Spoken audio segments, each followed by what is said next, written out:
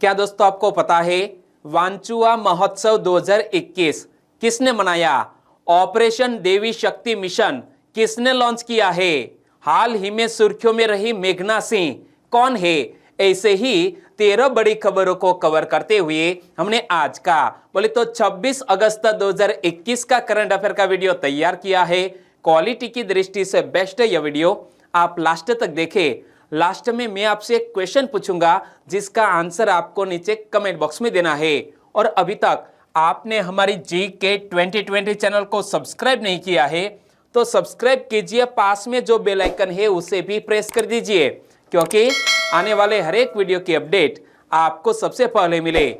और यह क्वेश्चन की PDF फाइल आप पढ़ना चाहते हैं तो नीचे डिस्क्रिप्शन में लिंक रख दी है, वहां से आप डाउनलोड कर सकते हैं, पढ़ सकते हैं। और जो करंट अफेयर की फाइल मैं आपको पढ़ा रहा हूं वो आप पढ़ना चाहते हैं, रिवीजन करना चाहते हैं तो हमारे टेलीग्राम चैनल के साथ आप जुड़ सकते हैं। वहां पर यह आपको फाइल मिल जाएगी और टेलीग्राम चैनल की लिंक भी हमने नीचे डिस्क्रिप्शन में रख दी है। चलिए बिना वक्त गवाए स्टार्ट करते हैं पहले क्वेश्चन से। ऑपरेशन देवी शक्ति नामक मिशन किसने शुरू किया? ऑपरेशन देवी शक्ति नामक मिशन हमारे भारत देश के विदेश मंत्रालय ने शुरू किया, यानी कि इस क्वेश्चन का सही आंसर है भारत।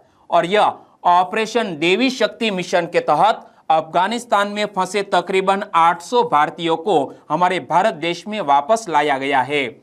हिंसाग्रस्त अफगानिस्तान में फंसे भारतीयों को निकालने के लिए बड़े पैमाने पर चलाए गए राहत और बचाव अभियान को ऑपरेशन देवी शक्ति नाम दिया गया है।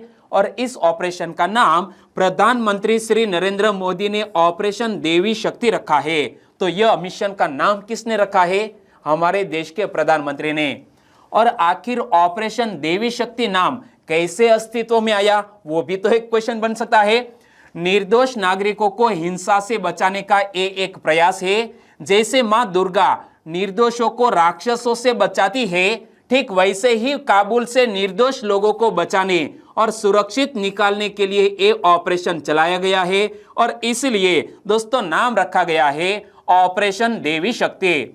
और सूडान में भारतीयों को निकालने के लिए भी ऐसे ही ऑपरेशन संकट मोचन चलाया गया था। क्या सूडान में फंसे भारतीयों को निकालने के लिए ऐसा ही एक ऑपरेशन चलाया गया था जिसका नाम रखा गया था संकट मोचन। और वैसे हमारे प्राइम मिनिस्टर नरेंद्र मोदी देवी दुर्गा के बहुत बड़े भक्त हैं और दोनों नवरात्रों में 9 दिन का उपवास रखते हैं और 9 दिन तक सिर्फ गर्म पानी पीते हैं और कभी कभी एक समय एक फल ही भोजन में लेते हैं। और इसीलिए नाम रखा गया है ऑपरेशन देवी शक्ति। और दोस्तों इसी तरह हर क्वेश्चन से जुड़े इंपॉर्टेंट फैक्ट मैं आपके सामने रखता हूं। हमारा यह तरीका आपको अच्छा लगता है, लाइक करना मत भूलिएगा। दूसरा क्वेश्चन है आपकी स्क्रीन पर। क्षुद्रग्रह 2016 AJ193 को आधिकारिक तौर पर नाम किसने दिया है? दोस्तों हाल ही में एक क्षुद्रग्रह जिसका नाम रखा गया है 2016 AJ193 और इसका आधिकारिक तौर पर नाम किसने रखा है? नासा ने रखा है। यानी कि इस क्वेश्चन का सही आंसर है अमेरिकी अंतरिक्ष एजेंसी नासा। दुनिया की सबसे ऊंची इमारत बुर्ज खलीफा से भी विशाल क्षुद्रग्रह हाल ही में पृथ्वी के करीब से गुजरा है। क्या? हमारे विश्व की सबसे ऊंची इमारत जिसका नाम है बुर्ज खलीफा, और बुर्ज खलीफा से भी बड़ा एक क्षुद्रग्रह हाल ही में पृथ्वी के करीब से गुजरा है। और अपने विशाल आकार और पृथ्वी के करीब इसकी कक्षा के कारण वैज्ञानिकों द्वारा इस क्षुद्रग्रह को संभावित खतरनाक क्षुद्रग्रह के रूप में वर्णित किया गया था। और पृथ्वी से इस क्षुद्रग्रह की दूरी बीते 65 वर्षों में पृथ्वी के पास से गुजरने वाले किसी भी क्षुद्रग्रह की तुलना में सबसे करीब थी। और इस क्षुद्रग्रह को अमेरिकी अंतरिक्ष agency national aeronautics space administration यानी कि नासा द्वारा आधिकारिक तौर पर नाम क्या रखा गया है? 2016 AJ193 नाम दिया गया है।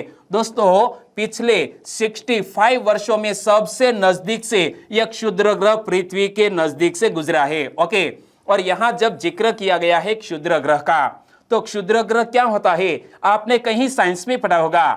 क्षुद्रग्रह सूर्य की परिक्रमा करने वाले छोटे चट्टानी पदार्थ होते हैं और क्षुद्र ग्रह द्वारा सूर्य की परिक्रमा ग्रहों के समान ही की जाती है, लेकिन इनका आकार ग्रहों की तुलना में बहुत छोटा होता है। क्या? ग्रहों की तुलना में क्षुद्र ग्रह का आकार बहुत छोटा होता है। तीसरा क्वेश्चन, हाल ही में सुर्खियों में रही मेघना सिंह कौन है? सुर्खियों में रही मेघना सिंह एक जानी मानी क्रिकेटर है, यानी कि इस क्वेश्चन का सही आंसर है क्रिकेटर। मेघना सिंह एक क्रिकेटर है और साथ साथ अच्छी बल्लेबाज और गेंदबाज भी। इमेज में आप देख सकते हैं मेघना सिंह को। करंट अफेयर में क्यों आई? देखो, मुरादाबाद रेलवे में बुकिंग क्लर्क के पद पर तैनात क्रिकेट खिलाड़ी मेघना सिंह का अंतरराष्ट्रीय महिला क्रिकेट टीम में चयन हो गया है। क्या? मेघना सिंह का हमारे भारतीय महिला क्रिकेट टीम में चयन हो गया है और अब वह ऑस्ट्रेलिया में होने वाली टेस्ट, एक दिवसीय और T20 सीरीज के लिए भारतीय टीम के साथ जाएंगी। कहां पर? ऑस्ट्रेलिया का दौरा करने वाली है। और मेघना मूल रूप से बिजनौर की रहने वाली है। कहां से रहने वाली है? मूल रूप से बिजनौर की रहने वाली। और मेघना के पिता विजय वीर सिंह एक किसान है और मेघना सिंह पिछले 6 साल से रेलवे में जॉब कर रही है और फिलहाल मुरादाबाद में वह हेड बुकिंग क्लर्क के पद पर तैनात है। और मेघना सिंह सीधे हाथ की मीडियम पेसर भी है और वह बॉल को अच्छा स्विंग करा लेती है और बल्लेबाजी का भी दमखम भी रखती है, यानी कि एक अच्छी ऑलराउंडर खिलाड़ी अब हमारे भारतीय महिला क्रिकेट टीम में शामिल होने जा रही है। नाम मत भूलिएगा, मेघना सिंह। और हाल ही में रेलवे रणजी चैंपियन बना तो फाइनल मुकाबले में मेघना ने बेहद किफायती गेंदबाजी की और विकेट भी चटकाए थे और इसीलिए यह प्रदर्शन को देखते हुए उनको हमारे भारतीय महिला क्रिकेट टीम में शामिल किया गया है।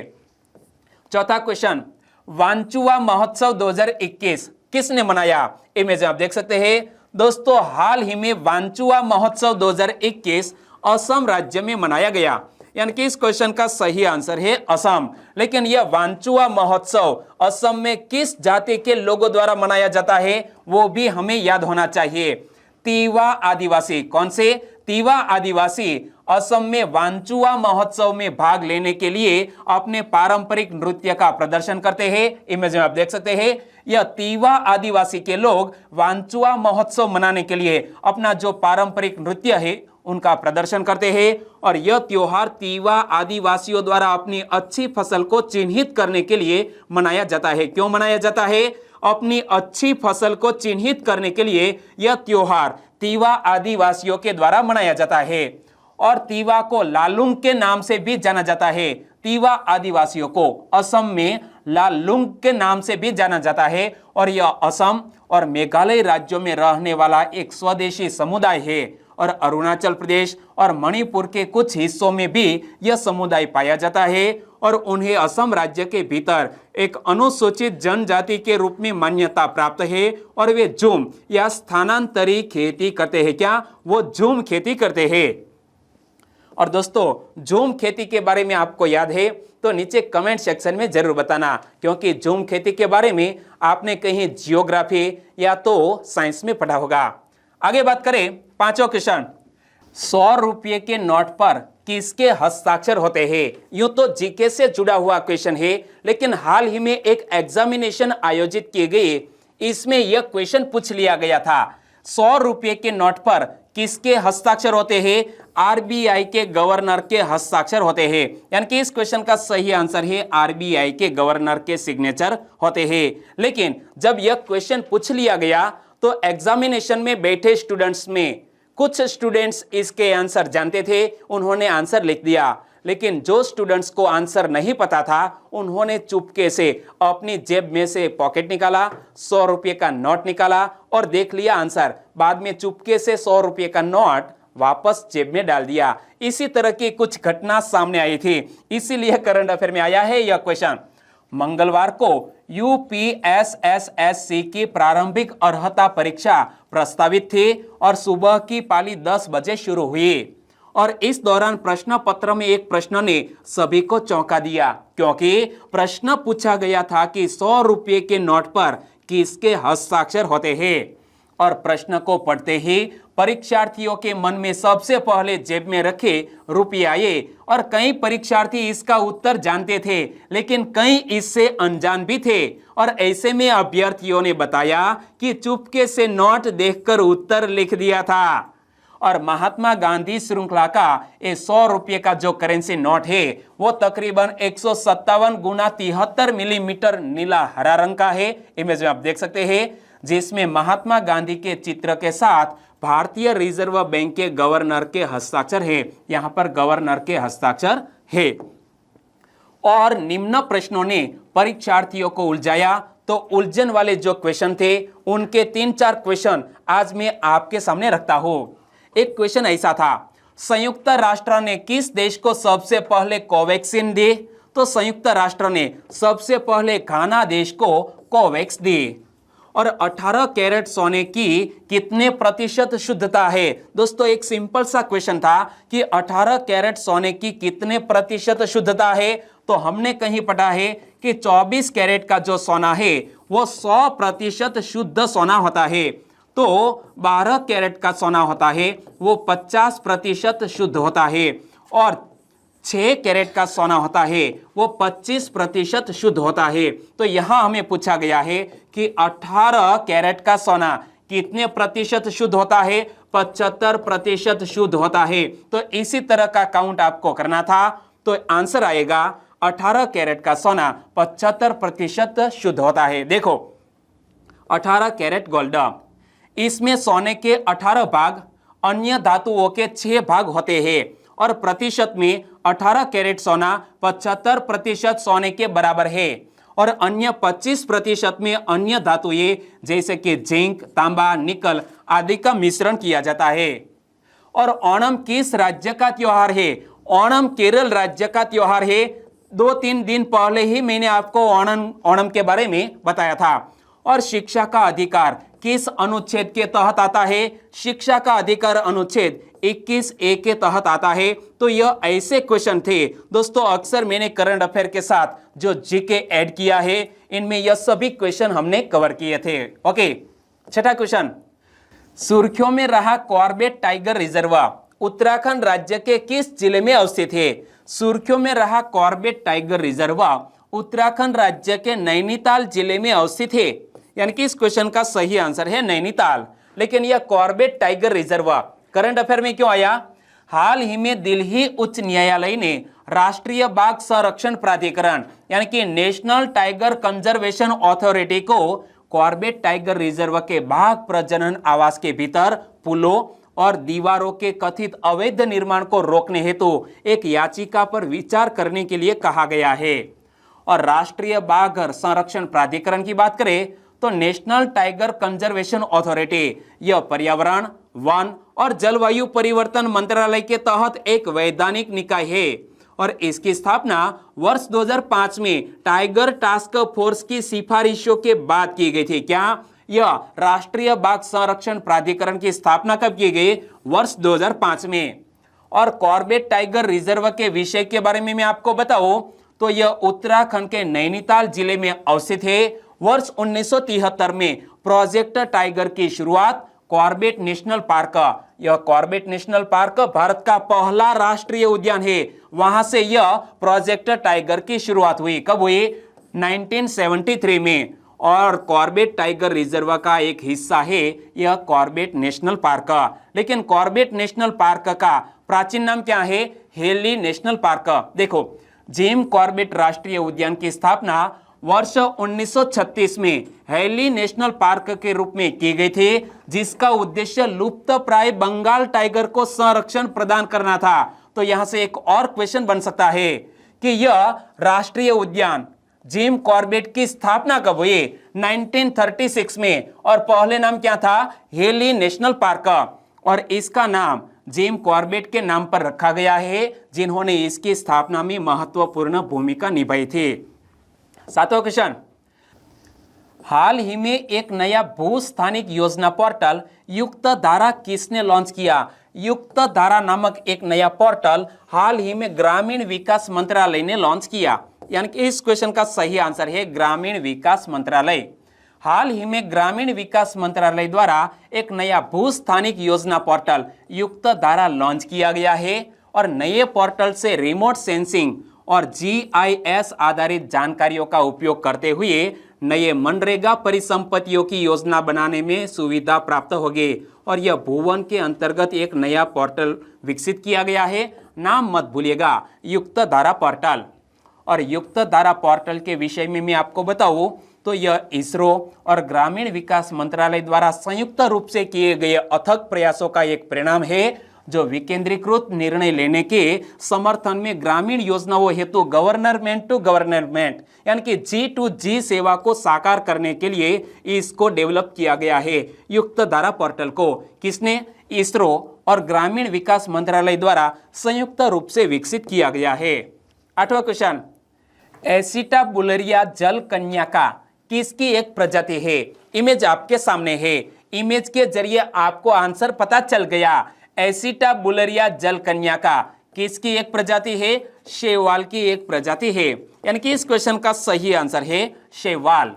केंद्रीय पंजाब विश्वविद्यालय के समुद्री जीव वैज्ञानिकों ने अंडमान और निकोबार द्वीप समूह से समुद्री हरी शैवाल की एक नई प्रजाति की खोज की है और इस समुद्री शैवाल प्रजाति का नाम महासागरों की देवी के नाम पर एसिटाबुलरिया जल कन्या का नाम रखा गया है। क्या? शैवाल की इस नई प्रजाति का नाम महासागरों की देवी के नाम पर एसिटाबुलरिया जल कन्या का रखा गया है। और इस नए खोजे गए शैवाल में जटिल डिजाइन वाली छतरी जैसी टोपियां मौजूद है। इमेज में आप देख सकते हैं। और वैज्ञानिकों के मुताबिक यह पूरा पौधा सिर्फ एक विशाल कोशिका के रूप में है जिसमें एक अकेला केंद्रक मौजूद है। और वनस्पति विज्ञान में इस स्थिति को कोएनोसाइटिक कहा जाता है। क्या? वनस्पति विज्ञान में इस स्थिति को कोएनोसाइटिक कहा जाता है। और आगे बात करें, अंडमान में दुनिया के सबसे स्वस्थ कोरल रीफ मौजूद है। इमेज में आप देख सकते हैं, जो शैवाल सहित कई अन्य जीवों का समर्थन करती है। 9वां क्वेश्चन, निम्न में से किस राज्य के मुख्यमंत्री ने मरीना समुद्र तट पर करुणानिधि के लिए 39 करोड़ रुपए के स्मारक की घोषणा की है? हाल ही में तमिलनाडु राज्य के मुख्यमंत्री ने मरीना समुद्र तट पर करुणानिधि के लिए 39 करोड़ रुपए के स्मारक की घोषणा की। यानी कि इस क्वेश्चन का सही आंसर है तमिलनाडु। और तमिलनाडु के वर्तमान मुख्यमंत्री कौन है? M.K. स्टालिन। इमेज में आप देख सकते हैं। तमिलनाडु के मुख्यमंत्री M.K. स्टालिन ने घोषणा की कि कामराजर सलाई के मरीना बीच पर द्रविड़ मुन्नेत्र कज़गम के दिवंगत अध्यक्ष और पूर्व मुख्यमंत्री M. करुणानिधि के सम्मान में 39 करोड़ रुपए की लागत से स्मारक बनाया जाएगा। और कैसा स्मारक बनेगा वो इमेज में आप देख सकते हैं। और स्टालिन ने राज्य विधानसभा को सूचित किया कि तमिलनाडु के प्रसिद्ध समुद्र तट मरीना बीच पर स्मारक 2.21 एकड़ भूमि पर बनाया जाएगा। कितनी? 2.21 एकड़ भूमि पर यह स्मारक बनाया जाएगा। और स्टालिन ने सामाजिक कल्याण, परिवहन, शिक्षा, शहरीकरण और बुनियादी ढांचे के विकास में अपने पिता करुणानिधि के योगदान को याद करते हुए कहा कि वह आधुनिक तमिलनाडु के निर्माता थे। करुणानिधि आधुनिक तमिलनाडु के निर्माता थे, ऐसा कहा है उनके बेटे और वर्तमान के मुख्यमंत्री M.K. स्टालिन ने। 10वां क्वेश्चन, कोविड-19 टीकाकरण स्लॉट अब किसके ऊपर बुक किए जा सकते हैं? कोविड-19 टीकाकरण स्लॉट अब बुक किए जा सकते हैं व्हाट्सएप पर। यानी कि इस क्वेश्चन का सही आंसर है ऑप्शन डी, व्हाट्सएप। और हमारे केंद्रीय स्वास्थ्य मंत्री कौन है? मनसुख मांडविया जी ने यह घोषणा की है। मनसुख मांडविया ने कहा कि कोविड रोधी टीकाकरण के लिए स्लॉट यानी कि समय अब व्हाट्सएप के माध्यम से भी बुक कराया जा सकता है। और इसके लिए व्हाट्सएप पर MyGov India corona help desk पर बुक स्लॉट भेजना होगा और इसके बाद जरूरी चरणों का अनुसरण करना होगा। और आप यदि कोविड वैक्सीन ले ली है तो उनके बाद जो प्रमाण पत्र जारी किया जाता है वो भी आप डाउनलोड कर सकते हैं। तो इस साल 5 अगस्त को माई गोव और व्हाट्सएप ने उपयोगकर्ताओं के लिए चैटबॉट से टीकाकरण प्रमाण पत्र डाउनलोड करने की व्यवस्था पेश की थी। और अब तक व्हाट्सएप के जरिए पूरे देश में 32 लाख से अधिक प्रमाण पत्र भी डाउनलोड किए जा चुके हैं। 11वां क्वेश्चन, भारतीय जनता पार्टी के वरिष्ठ नेता एल गणेशन कहां के नए राज्यपाल बने? भारतीय जनता पार्टी के एक वरिष्ठ नेता जिसका नाम है एल गणेशन तमिलनाडु के हैं और हाल ही में वो मणिपुर राज्य के नए राज्यपाल बने। यानी कि इस क्वेश्चन का सही आंसर है मणिपुर। और मणिपुर के नए राज्यपाल एल गणेशन को इमेज में आप देख सकते हैं।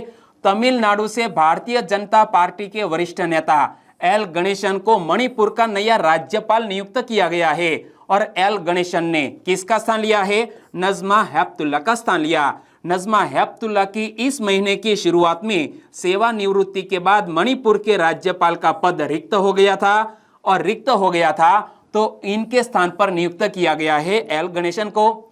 और एल गणेशन मणिपुर के राज्यपाल के कार्यालय का पदभार ग्रहण करने की तारीख से राज्य के नए राज्यपाल होंगे।